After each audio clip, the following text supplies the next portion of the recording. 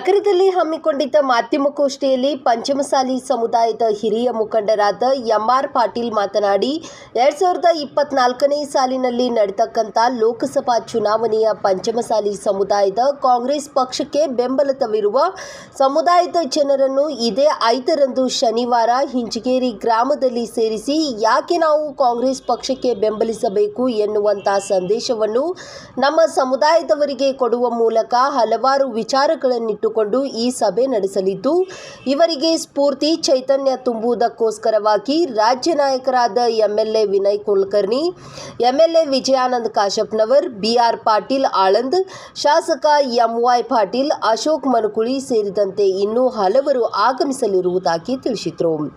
ಇದೇ ವೇಳೆ ಪಂಚಮಸಾಲಿ ಸಮಾಜದ ಮುಖಂಡರಾದ ಈರಣ್ಣ ಪಟ್ಟಣಶೆಟ್ಟಿ, ಸಂಗಮೇಶ್ ಬಬಲೇಶ್ವರ್, ವಿಎಸ್ ಪಾಟೀಲ್, ಆರ್ಜಿ ಯರ್ನಾಳ್ ಸೇರಿದಂತೆ ಮತ್ತಿತರರು ಭಾಗಿಯಾಗಿದ್ದರು. 24ನೇ ಸಾಲಿನಲ್ಲಿ ನಡೀತಕ್ಕಂಥ ಲೋಕಸಭಾ ಚುನಾವಣೆಯ ಒಂದು ಪಂಚಮಸಾಲಿ ಸಮುದಾಯದ ಕಾಂಗ್ರೆಸ್ ಪಕ್ಷಕ್ಕೆ ಬೆಂಬಲಿತವಿರುವ ಸಮುದಾಯದ ಜನರನ್ನು ಹಿಂಜಗೇರಿ ಗ್ರಾಮದಲ್ಲಿ ಸೇರಿಸಿ ಸಮಾಜದ ಮತ್ತು ಪಕ್ಷದ ಮತ್ತು ಯಾಕೆ ನಾವು ಕಾಂಗ್ರೆಸ್ ಪಕ್ಷಕ್ಕೆ ಬೆಂಬಲಿಸಬೇಕಂತಕ್ಕಂಥ ಹಲವಾರು ವಿಚಾರಗಳನ್ನಿಟ್ಟುಕೊಂಡು ಕರೆಯತಕ್ಕಂಥ ಈ ಒಂದು ಸಭೆಗೆ ಇವತ್ತು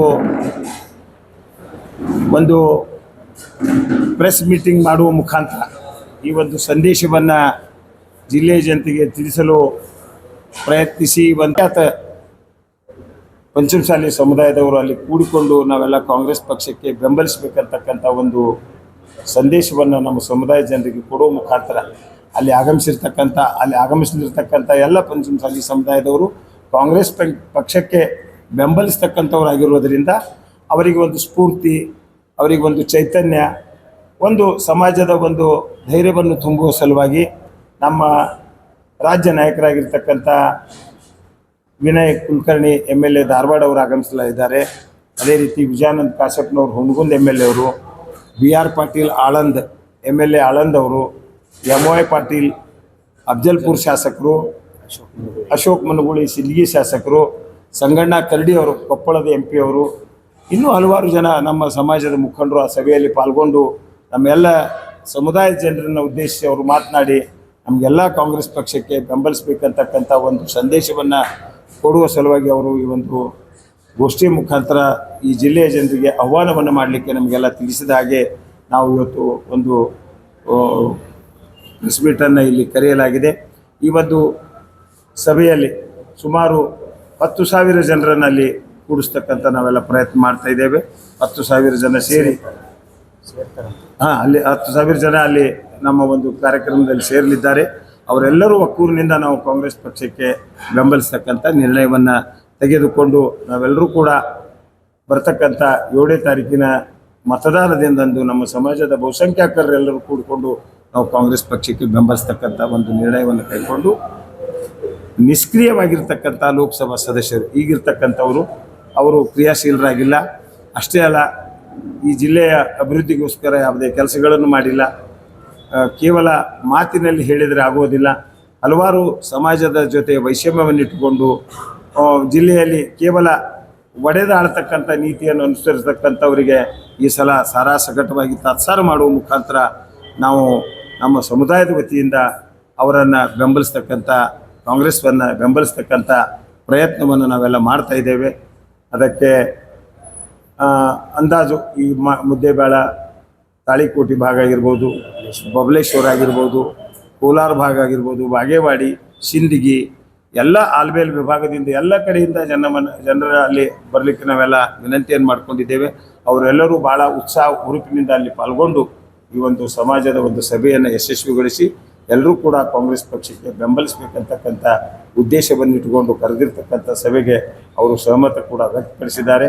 ಆ ಒಂದು ಕಾರ್ಯಕ್ರಮದ ಮೂಲಕ ಈ ಜಿಲ್ಲೆಯ ಬಹುಸಂಖ್ಯಾತರ ನಮ್ಮ ಸಮುದಾಯದ ಜನರು ಕಾಂಗ್ರೆಸ್ಗೆ ಬೆಂಬಲಿಸ್ತಕ್ಕಂಥ ನಿರ್ಣಯವನ್ನು ಕೈಗೊಂಡು ನಾವೆಲ್ಲರೂ ಕೂಡ ಕಾಂಗ್ರೆಸ್ಗೆ ಬೆಂಬಲಿಸ್ತಕ್ಕಂಥ ನಿರ್ಣಯವನ್ನು ಮಾಡ್ತಾ ಇದ್ದೇವೆ. ಒಟ್ಟು ನಮ್ಮ ಸಮುದಾಯದ ಮತಗಳು ನಮ್ಮ ಜಿಲ್ಲೆಯಲ್ಲಿ 2 ಲಕ್ಷಕ್ಕೂ ಅಧಿಕ ಮತಗಳು ಈ ಒಂದು ಸಮುದಾಯದ ಮತಗಳು ಈ ನಮ್ಮ ಜಿಲ್ಲೆಯಲ್ಲಿ ಇದ್ದಾವೆ. ನಿಖರವಾದ ಸಂಖ್ಯೆ ಗೊತ್ತಿಲ್ಲ ಅಂದ್ರೆ 2 ಲಕ್ಷಕ್ಕಿಂತ ಅಧಿಕವಾಗಿರ್ತಕ್ಕಂಥ ಮತದಾರರಿದ್ದಾರೆ.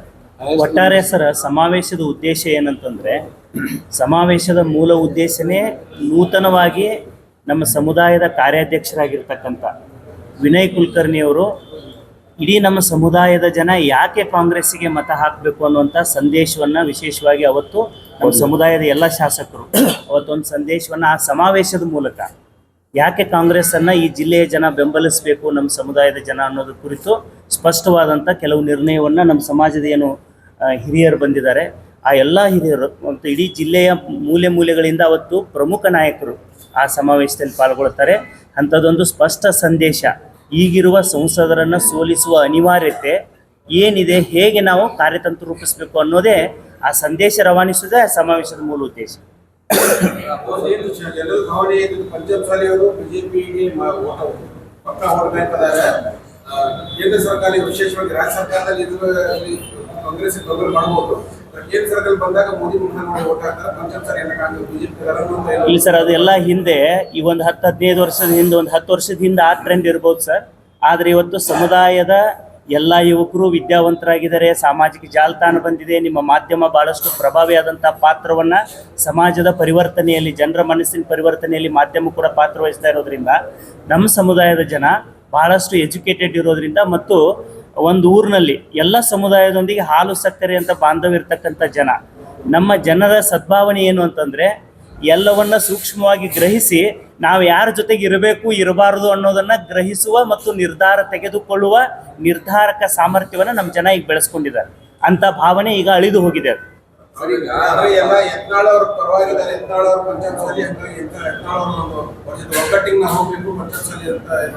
ಇಲ್ಲಿ ಯಾರು ಕೂಡ ಅಲ್ಲಲ್ಲ. ಈಗ ಒಂದು ಯತ್ನಾಳ್ ಅವರಿಗೆ ಭಾರತೀಯ ಜನತಾ ಪಕ್ಷದಿಂದ ಸಾಕಷ್ಟು ಅನ್ಯಾಯ ಆಗಿದೆ. ಅವರು ಮುಖ್ಯಮಂತ್ರಿ ಕ್ಯಾಂಡಿಡೇಟ್ ಅಂತ ಹೇಳಿ ಬಿಂಬಿಸಿದ್ರು, ವಿರೋಧ ಪಕ್ಷದ ನಾಯಕ ಅಂತ ಬಿಂಬಿಸಿದ್ರು, ರಾಜ್ಯ ಅಧ್ಯಕ್ಷರಾಗ್ತಾರೆ ಭಾರತೀಯ ಜನತಾ ಪಕ್ಷದ ಅಂತ ಹೇಳಿ ಬಿಂಬಿಸಿದ್ರು. ಎಲ್ಲ ಒಂದು ಪಿತೂರಿ ಮಾಡಿ ಅದರಲ್ಲಿ ನಮ್ಮ ಸಂಸದರು ಪಾತ್ರದ ಇಂಥ ಎಲ್ಲ ಪಿತೂರಿಗಳಿಂದ ಅವರನ್ನು ಯಾವುದೇ ಒಂದು ಹುದ್ದೆ ಕೊಡ್ಲಿಕ್ಕೆ ಅವಕಾಶ ಕೊಡಲಿಲ್ಲ. ಸಮುದಾಯ ದೃಷ್ಟಿಯಿಂದ ಯತ್ನಾಳ್ ಅವರಿಗೆ ಯಾವ ಪೋಸ್ಟ್ ಕೊಟ್ಟಾರೆ? Only MLA, not other than MLA, ಏನೂ ಆಗ್ಲಿಕ್ಕೆ ಕೊಡಲಿಲ್ಲ.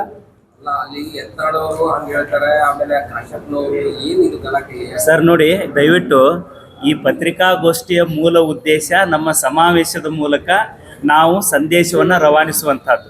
ಬಸನಗೌಡ ಪಾಟೀಲ್ ಯತ್ನಾಳ್ ಅವ್ರ ಬಗ್ಗೆ, ಕಾಶಪ್ಪನವ್ರ ಬಗ್ಗೆ ಚರ್ಚೆ ಮಾಡೋದಕ್ಕೋಸ್ಕರ ನಾವು ಈ ಪತ್ರಿಕಾಗೋಷ್ಠಿಯನ್ನು ಕರೆದಿಲ್ಲ. ಅವರೆಲ್ಲ ನಮ್ಮ ಸಮಾಜದ ಮುಖಂಡರು, ಸಮಾಜದ ವೇದಿಕೆಯಲ್ಲಿ ಜಗದ್ಗುರುಗಳ ಜೊತೆ 2Aಗಾಗಿ ಹೋರಾಟ ಮಾಡ್ತಕ್ಕಂಥ ಭಾಗ ಒಂದು ಕಡೆ. ಆದರೆ ನಮ್ಮ ಸಮುದಾಯ ಈಗೇನು ಈರಣ್ಣ ಪಟ್ಟಣ ಶೆಟ್ಟಿ ಕಾಕೋರು, MR ಪಾಟೀಲ್ರು, VS ಪಾಟೀಲ್ರು, RJ ಕಾಕೋರು ಎಲ್ಲ ಹಿರಿಯರು ಯಾಕೆ ಬಂದಿವೆ ಅಂತಂದರೆ, ಇಲ್ಲಿ ನಮ್ಮ ಸಮುದಾಯದ ಜನ ಎಲ್ಲ ಪಕ್ಷದಲ್ಲಿ ಇರ್ಬೋದು, ಆದರೆ ಕಾಂಗ್ರೆಸ್ ಬೆಂಬಲಿತ ಸಮುದಾಯದ ಬೆಂಬಲಿಗರೊಂದು ಕಡೆ ಸೇರಿ ನಮ್ಮ ಸಮುದಾಯದ ಕಾಂಗ್ರೆಸ್ನಲ್ಲಿರುವ ನಾಯಕರ ಮೂಲಕ ನಮ್ಮ ಸಮುದಾಯದ ಇಲ್ಲಿಯವರೆಗೆ ಸಮುದಾಯದ ಮೇಲೆ ಈಗಿರುವ ಅಭ್ಯರ್ಥಿ ಏನು ಲೋಕಸಭಾ ಸದಸ್ಯರಿದ್ದಾರೆ ಅವರಿಂದ ಈ ಸಮುದಾಯಕ್ಕೆ ಏನೇನು ಆಗಿದೆ ಅನ್ನೋದರ ಆತ್ಮಾವಲೋಕನ ಸಭೆ ಅದು. ಅಲ್ಲಿ ಒಂದು ಅಂತಿಮ ನಿರ್ಧಾರವನ್ನು ಖಂಡಿತವಾಗಿ ಅಲ್ಲಿ ಕಾಂಗ್ರೆಸ್ಸಿಗೆ ಬೆಂಬಲಿಸೋರು ಅಲ್ಲಿ ಸೇರ್ತಾರೆ, ಬೆಂಬಲಿಸಬೇಕನ್ನೋರು ಅಲ್ಲಿ ಸೇರ್ತಾರೆ. ಒಂದು ಸಮುದಾಯದಲ್ಲಿ ಎರಡೂ ಪಕ್ಷದಲ್ಲಿ ಎಷ್ಟೆಷ್ಟು ಪಕ್ಷ ಅಸ್ತಿತ್ವದಲ್ಲಿದ್ದಾವೋ ಆ ಎಲ್ಲ ಪಕ್ಷದಲ್ಲೂ ನಮ್ಮ ಜನ ಇರ್ತಾರೆ. ಆದರೆ ಆ ಜನ ಈ ಸಮುದಾಯಕ್ಕಾಗಿರುವ ಅನ್ಯಾಯವನ್ನು ಸೂಕ್ಷ್ಮವಾಗಿ ಗಮನಿಸಿರ್ತಾರೆ. ಆ ಗಮನಿಸಿರುವಂತಹವರು ಕೂಡ ಪಕ್ಷ ಪಂಗಡ ಭೇದ ಭಾವ ಮರೆತು ಅಲ್ಲಿ ಪಾಲ್ಗೊಳ್ಳಲಿದ್ದಾರೆ. ಅಲ್ಲಿ ಅವತ್ತೇನು ಸಂದೇಶ ಬರ್ತದೆ ಅದನ್ನು, ಆ ಸಂದೇಶವನ್ನು ಮನೆಗಳಿಗೆ ತಲುಪಿಸ್ತಕ್ಕಂಥ ಕೆಲಸ ನಮ್ಮ ಜನ ಮಾಡ್ತಾರೆ.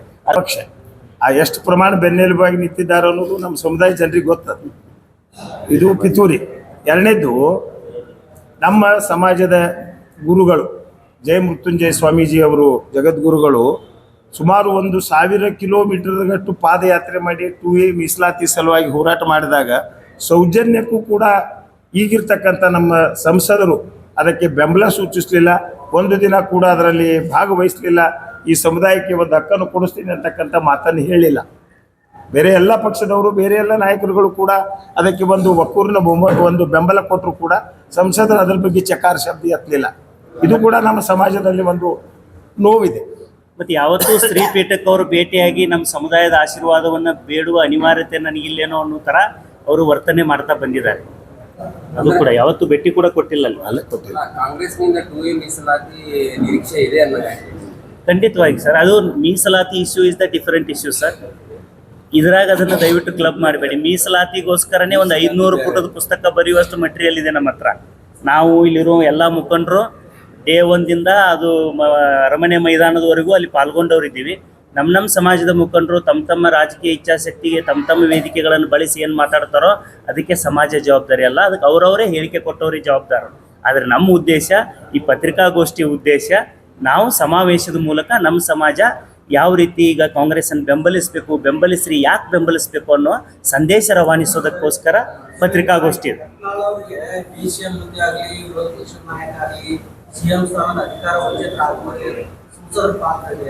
ಹೌದು ಸರ್, ಈಗ ತಮಗೆಲ್ಲ ಗೊತ್ತಿದ್ದಾಗೆ BJPಯಲ್ಲಿ 2 ಬಣಗಳಿದ್ದಾವೆ. 2 ಬಣಗಳು, ಒಂದು ಪರವಾಗಿರ್ತಕ್ಕಂಥವ್ರು, ಒಂದು ಈಗ ಈಶ್ವರಪ್ಪನವ್ರ ಏನು ಪರಿಸ್ಥಿತಿ ಆಗ್ಯದ ಅವರಿಗೆ ಎತ್ತಾಳವ್ರಿಗೆ ಆಗೋದಿನ ದೂರ ಇಲ್ಲ ಅನ್ನಿಸ್ತದೆ ನಮಗೆ ನೋಡಿದ್ರೆ. ಈಗ ಭಾರತೀಯ ಜನತಾ ಪಕ್ಷದ ವರ್ತನೆಗಳು ನೋಡಿದ್ರೆ ಈಶ್ವರಪ್ಪನವ್ರಿಗೆ ಯಾವ ಒಂದು ಪಕ್ಷವನ್ನು ತಳಮಟ್ಟದಿಂದ ಬೆಳೆಸಿ ರಾಜ್ಯದಲ್ಲಿ ಸರ್ಕಾರ ರಚನೆ ಮಾಡುವ ಸಲುವಾಗಿ ಏನೆಲ್ಲ ಪ್ರಯತ್ನ ಮಾಡಿದ್ರು ಅಂಥವ್ರಿಗೆ ಉಚ್ಚಾಟನೆಗೊಳ್ತಕ್ಕಂಥ ಸಂದರ್ಭ ಬಂತು. ಈಗ ಎತ್ತಾಳವರಿಗೂ ಆ ಪರಿಸ್ಥಿತಿ ತರ್ತಾರೇನೋ ಅನ್ನುವಂಥ ಪರಿಸ್ಥಿತಿ ವಾತಾವರಣ ನಿರ್ಮಾಣ ಆಗ್ತಾ ಇದೆ ಭಾರತೀಯ ಇದೇ ಜಾತಿ ವಿಷಯ ಮುಸಲ್ಮಾನ್ ಬೇಕಾಗಿಲ್ಲ ಅಂತ ಮಾತಾಡ್ತಾರೆ. ಅಲ್ಲ ದಯವಿಟ್ಟು ಕಡಿಕರ ಏನು ವ್ಯಕ್ತಪಡಿಸ್ತಾ ಇಲ್ಲ ಸರ್. ಕರೆಕ್ಟ್ ಅದು. ಸನ್ಮಾನ್ಯ MR ಪಾಟೀಲ್ಗೂ ಬಸವನಗೌಡರ ಬಗ್ಗೆ ಹೆಚ್ಚಿನ ವಿಚಾರಗಳನ್ನು ಹಂಚಿಕೊಡುವಂತ ಒಂದು ವ್ಯವಸ್ಥೆ ಮಾಡ್ತಾರೆ.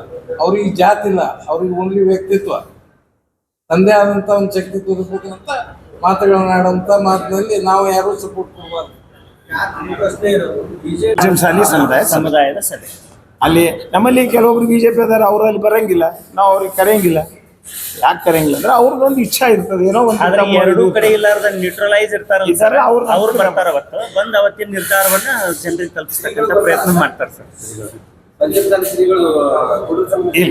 ಅಲ್ಲ, ಇದು ಒಂದು ಪಕ್ಷದ ಬೆಂಬಲಿತ ಸಭೆ ಆಗಿರೋದ್ರಿಂದ ನಮ್ಮ ಸಮುದಾಯದ ಯಾವ ಜಗತ್ತುಗಳು ಅದರಲ್ಲಿ ಪಾಲ್ಗೊಳ್ಳಂಗಿಲ್ಲ. 3 ಪೀಠು ಅಲ್ಲಿ ಬಾಗಲಕೋಟೆ ಜಿಲ್ಲಾ ಮುಖಂಡರು ಆ ತೀರ್ಮಾನ ತಗೊಂಡು ಅವರು ತಮ್ಮ ತೀರ್ಮಾನ ಪ್ರಕಟಿಸ್ತಾರೆ. ಇವತ್ತು ನಮ್ಮ ಜಿಲ್ಲೆಯಲ್ಲಿ ಮಾತ್ರ ಇದು ಸೀಮಿತವಾಗಿ ಕರೆದಿರುವಂತದ್ದು. ನಮ್ಮ ಲೋಕಸಭಾ ಕ್ಷೇತ್ರಕ್ಕೆ ಇನ್ನಷ್ಟು ಹೆಚ್ಚಿನ ಸುದ್ದಿಗಾಗಿ ನಮ್ಮ News 11 ಕರ್ನಾಟಕ ಚಾನೆಲ್ಗೆ ಲೈಕ್ ಮಾಡಿ, ಶೇರ್ ಮಾಡಿ, ಸಬ್ಸ್ಕ್ರೈಬ್ ಮಾಡಿ.